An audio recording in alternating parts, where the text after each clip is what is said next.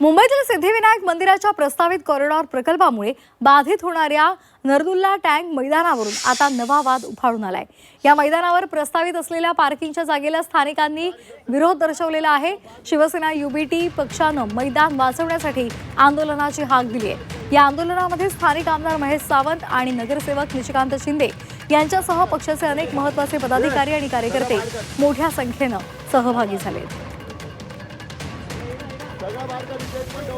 500 कोटी सुशोभीकरण करण्यासाठी आमचा विरोध नाही, पण लोकांच्या सुविधा, आता इथे खेळण्याचं मैदान आहे ते तर तुम्ही पार्किंग व्यवस्था करताय, म्हणजे तिथे गाड्यांचं येणं जाणं होणार, कुठेतरी एंट्रन्स होणार, कुठेतरी एक्झिट होणार, तेवढी जागा तर जाणार मैदानाची।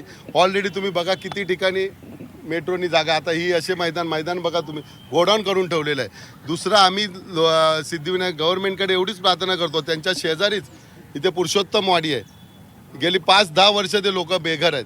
जर सिद्धिविनायक मंदिर लोकांना मदत करत असते, कुठे काय पूर आला, कुठे काय हे झालं, काय सगळ्या गोष्टीसाठी सिद्धिविनायक स्वतः पुढे जाते। सिद्धिविनायकांनी यांच्याकडे पैसे मागितले नव्हते, हे स्वतःचा मोठेपणा करण्यासाठी हातपाय जोडून तो फंड आणलेला आहे।